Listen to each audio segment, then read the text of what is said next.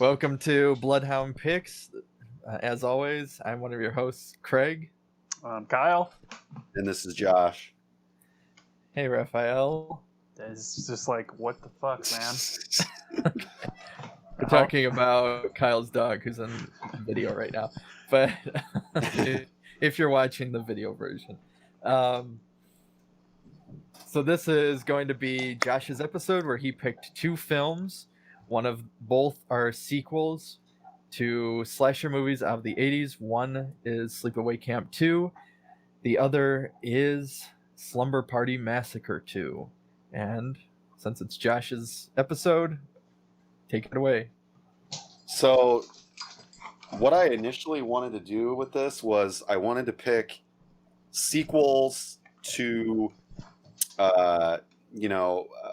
more well-known franchise films. So initially it was Phantasm 2 and it was From Dusk Till Dawn 2. But that didn't work. So I went with my second choice in Sleepaway Camp 2 and Slumber Party Massacre 2, which actually happened to be a much better decision.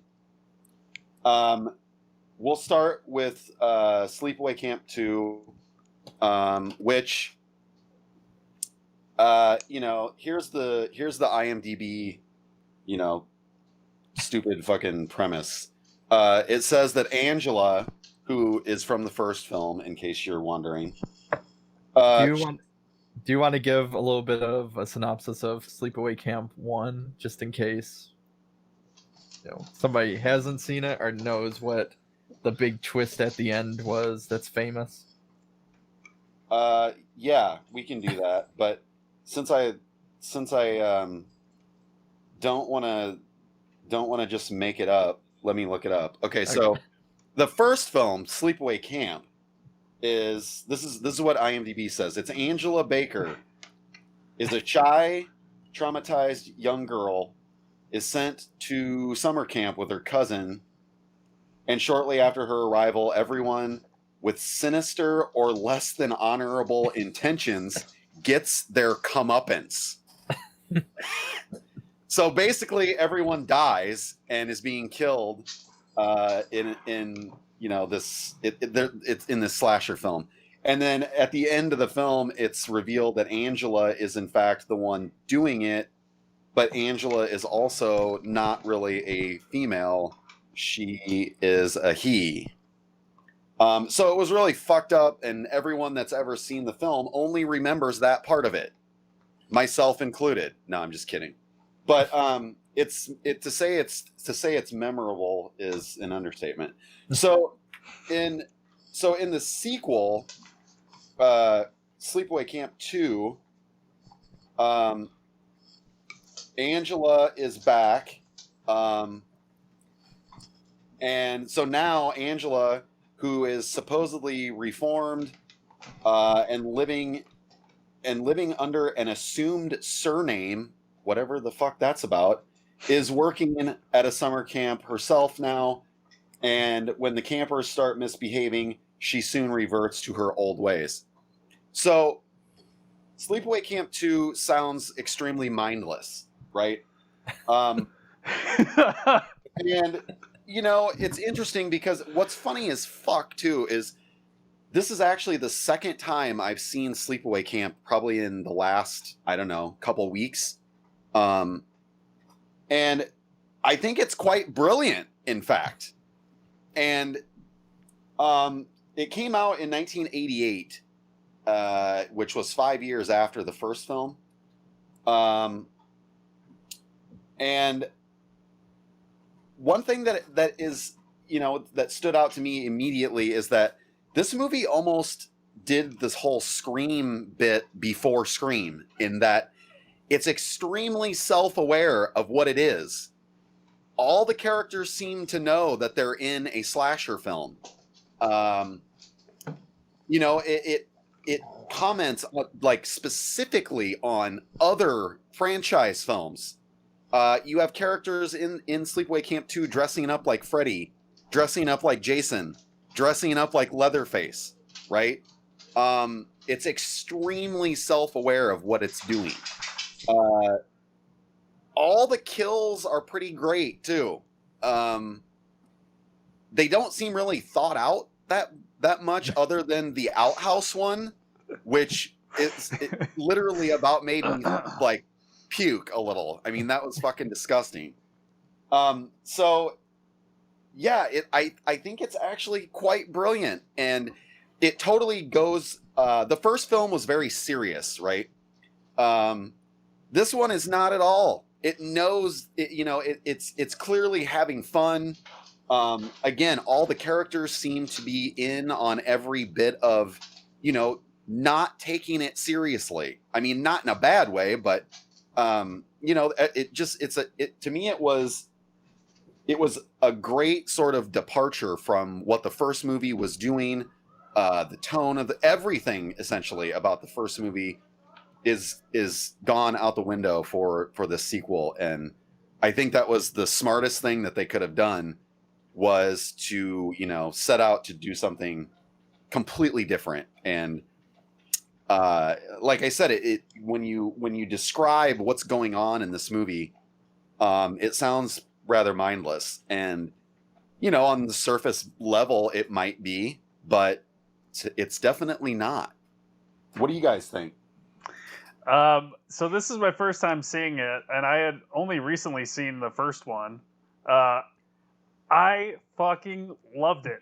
Like, I also loved Pamela Springsteen, who plays Angela, who is Bruce Springsteen's sister. But she's so clearly a good person in real life. Like, you can kind of just tell that I was just on her side the whole movie. I was like, yeah, I mean, these kids are kind of pieces of shit, and you just seem like a nice lady that's doing the right thing by murdering them, because that's what you should do.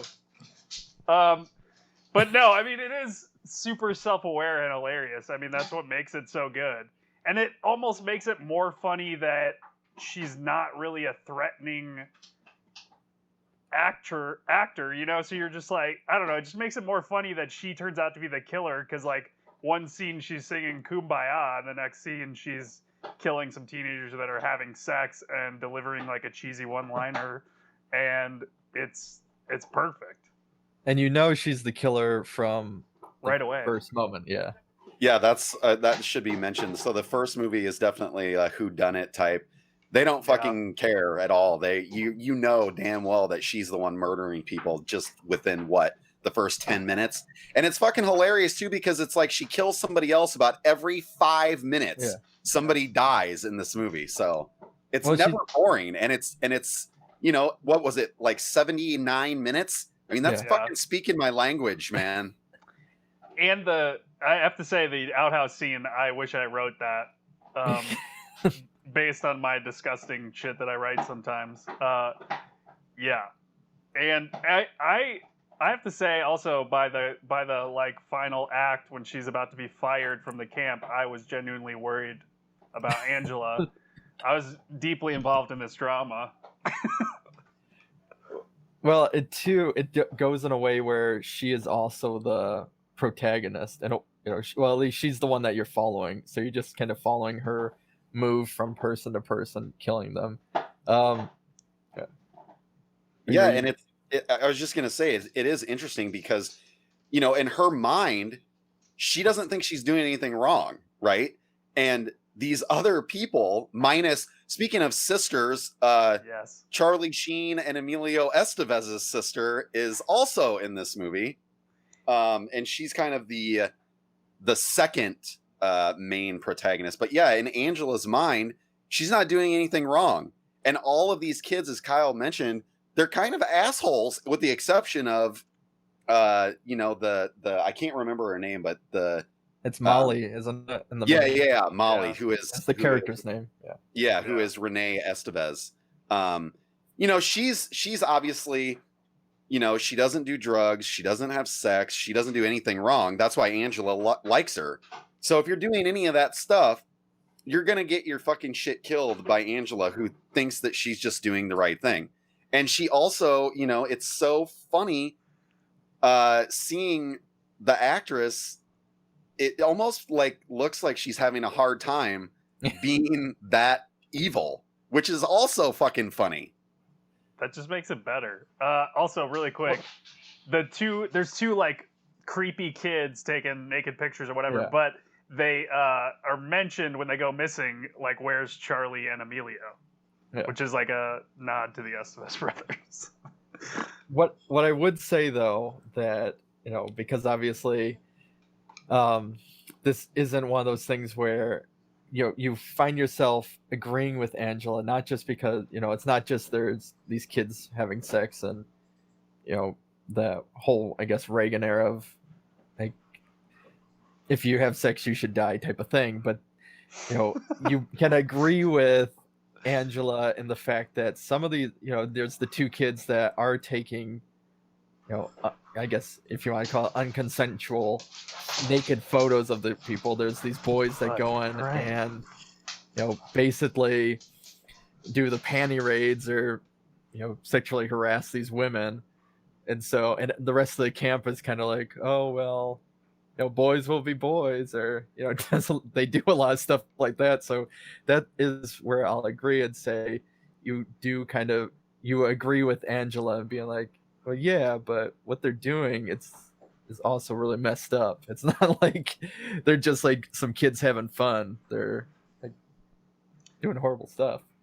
And most of the time, Angela is like, there's a lot of there's a lot of heart to heart where Angela's like, I know you're like a good camper, and you just gotta try to be a good camper. And they're like, screw you, and then she's like, I'm taking out this drill now. I'm gonna kill you. Yeah. It's hilarious because I think, I don't remember if it's before every person that she kills, but she always like goes into like telling them like what they did wrong first, and it's fucking hilarious. It's like she's like really trying to make these people better, but they're just not having it. Yeah. Oh, there's also a lot of mullets in this movie, which adds a lot. And that there's no, TC or TL. Yes. He has an epic mullet. Yeah, I was gonna say he's like the epitome of the boys will be boys too. He's like the cool guy camp counselor that's like, oh, they're taking naked pictures, whatever. You want to hang? You want to do something later, Angela? You want to go hang out by the pool? He's like, no. He's nice. He's like trying to be romantically involved with Angela, and she clearly has no interest. I think she, it's funny too because we were just doing the queer topic, and she's much more interested in the Molly character than anybody else. So, but yeah, the TC character, it's just hilarious that he just keeps trying, and it just well, it's not working. It's interesting because in the beginning of this one too, they're telling the campfire story of what happened in the first movie. And there is a whole discussion on where if Angela is a woman or a man, and you have some guy that's like, well, if it's not there, that means she's a woman now, and stuff. One of these kind of broy guys. But again, with I can't remember again, TC or it's TC, I think. TC, yeah, where he sees the confiscated nude photos of these campers. He basically goes, oh, nice tit on one of them. You're like, these are underage girls that you're doing this to, you pervert. Yeah. And the whole opening is pretty transphobic. Yeah. There's also the hilarious line in just the way the opening is delivered has an urban legend around a campfire is pretty well written to be like funny, where like they tell that story and they're like, I wonder where she is now, and the one kid's like, I heard, well, either she's dead or she went to Hollywood. Yeah. And I was like, that's good writing. That's great. Yeah. I also love the scene, like they have a couple like camp meetings before shit really goes off the rails. And there's a part where TC is listing off all the shit that's missing that are like all the murder weapons that Angela's going to use. It's so great. Yeah, there's no shortage of like whether it was intentional or not, especially dialogue. You guys had, neither one of you have mentioned what I thought was probably the best line in the entire film, which comes at the end as Angela is. So basically, she's killed everybody at this point, and she flags down the woman driving the truck to get a ride, and the woman driving the truck tells her that she's too dumb to drink and too fat to fuck. And it was just like, oh my God. And that's literally like the only thing that the woman says, that, and it's like, and then she fucking kills her, but she couldn't kill her until that line was said, you know? Yeah, I was gonna say. Well, it's a great moment where you're like, Angela's about to get away, and she clearly doesn't like this lady who's like smoking and kind of rude. And you're like, well, maybe she'll just get a ride and just get out of here. And then that lady says that, and you're like, no, she's gonna kill her. Like, that's not an acceptable thing to say, lady. You're getting murdered. So I have to say, after watching this, I definitely want to watch part 3. Is it any good? What's the story there? I actually haven't seen the third one. Okay, it's on Amazon Prime. Yeah, there's 5. There's at least 4. Yeah. Well, I just know 3 was filmed back to back with this, so it's the same actress. Yeah. So it's Springsteen's sister. Yeah. Is Angela still? Okay, cool. Yeah, it was funny because I was like, I wonder why they didn't just get Felissa Rose. And I read, I guess she was too young because they wanted like a significant amount of time to have gone by since the first movie. And she in real life would have been too young and wouldn't have seemed realistic to have her in that role. I read that she didn't really get the humor either. Oh, maybe that was part of it. But I mean, it definitely works perfect with this actress because it's just agreed. Yeah, she just seems so innocent that it just makes everything funnier. Yeah, definitely. So if we're done, let's move on to the other sequel, Slumber Party Massacre 2. Take it away, Josh. Okay. You want to start off with what happened in Slumber Party Massacre 1? Yeah, we need a recap. What was Slumber Party Massacre about? God damn it, just read the title. Okay, so the first film is, I mean, at least in this kind of horror circle, is pretty well known. And, if the title alone doesn't give it away, this is what IMDb says for the first film. It says, a high school student's slumber party turns terrifying as an escaped mental patient with a drill decides to crash the evening. It doesn't mention anything about the escaped mental patient murdering people, but trust me, that's in there. Yeah. So, it's this very phallic tool of weapon of choice for the guy, which is hilarious, and it's a really good example of kind of doing a slasher film in the 80s in a little different and giving it something to say. So then part 2, again, 77 minutes. Man, that shit is just right up my alley. I would watch anything that's just, if I see a runtime that's 77 minutes, I'm in. Careful what you wish for. We'll just make you watch Luz again, or Lose. Oh, Jesus, except that one. It's only 71 minutes. That's true. It seems like it's 1,001. What about Blood Machines? That was only like... Oh, God. That was like... Yeah. That was a couple of years of my life. Okay, so... In Slumber Party Massacre 2, this is what IMDb says. So it says, Courtney Bates, the younger sister of Valerie, which they don't mention. Courtney Bates is a character in the first film. She's a minor character in the first film. But she is now the lead in Slumber Party Massacre 2. So Courtney Bates, the younger sister of Valerie, and her friends go to their condo for a weekend getaway. But Courtney can't get rid of the haunting feeling that a supernatural rockabilly driller killer is coming to murder them all. Yeah, that's pretty accurate. I guess it so again, after I had never seen this movie ever, and after it was over, I was like thinking that I just watched one of the dumbest things I'd ever seen in my life. But I thought about it for a little while, and I was like, you know what? That film was actually pretty motherfucking smart. And I also thought it was great that you don't really need to have seen the first movie at all, and this still works.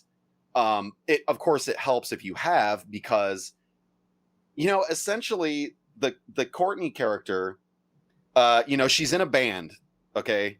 And so she essentially is romanticizing the killer from the first film as a rock and roll kind of, you know, greaser guy with a fucking drill guitar, and it's all like in her head. Like, this person doesn't exist, right? It's just her kind of romanticized version of the guy from the first movie.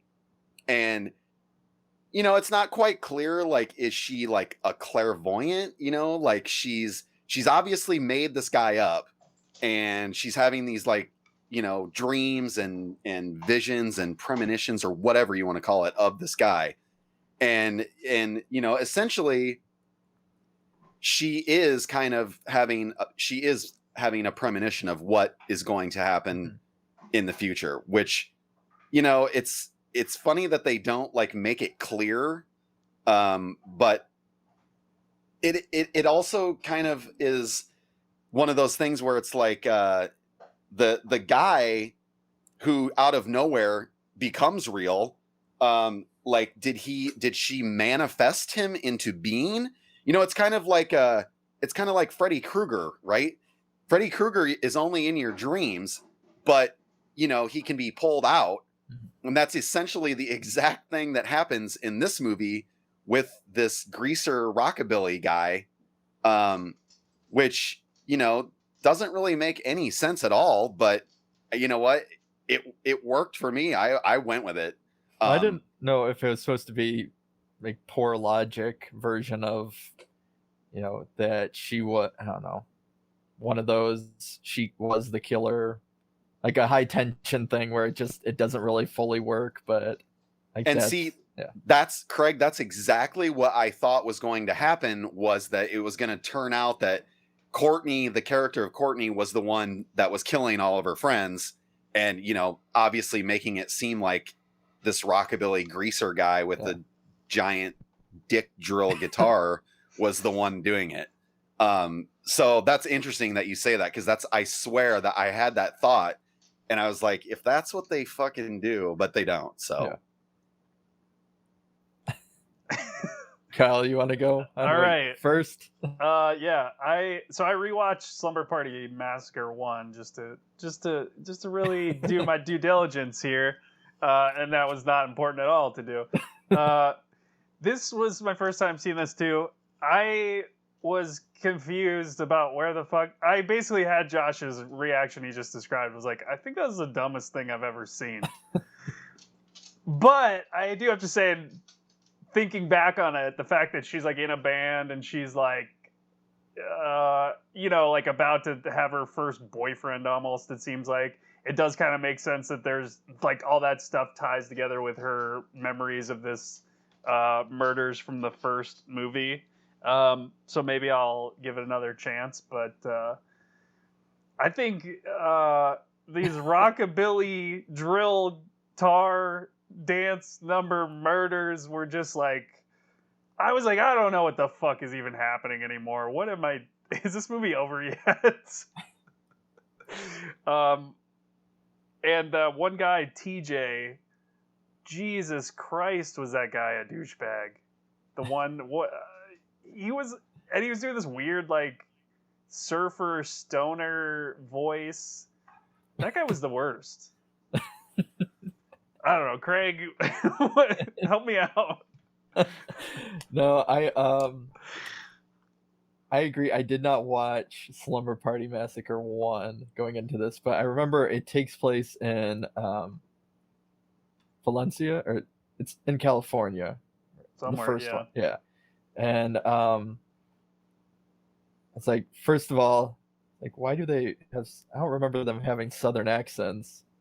Well, But and then the southern, it's only the lead and her mom. Everyone else yeah, is. but I didn't think the lead, Valerie, I guess her older sister, had a Oh. southern accent in the whatever. No, she didn't. I guess not crucial, but it was bugging me the whole time. I'm trying to remember. I like, yeah, it's just kind of all over the place, and there's like the weird dream sequences that I would agree with Josh. She is kind of clairvoyant, but there's so many scenes too where it's like, oh, I like this song, and then they turn up the song. There's so many stinking where they reference whatever song, and there's like dance numbers basically where they're just saying there. And yeah, I don't know. Even when they first got to the cabin, which isn't really a cabin, it's like a fucking it's like a normal house, or like a, I don't know. It's a duplex. Yeah.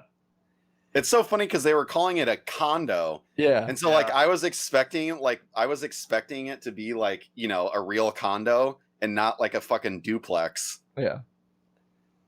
But then I don't know. They're just spraying champagne all over the floor. I was like, man, that maybe I'm just getting older now, and I'd be like, why would you do that? Who's gonna clean that up now?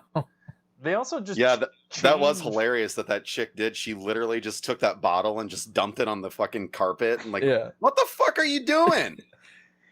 They also just strip out of their clothes in front of each other, which they did in the first one too, which I get the gratuitous nudity, but you're also just like, is that really what happens at a girl's slumber party?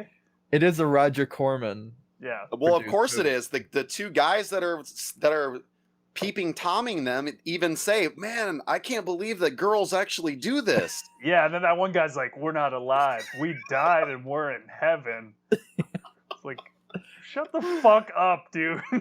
Oh, man. Well, then the family is so there's a booze closet.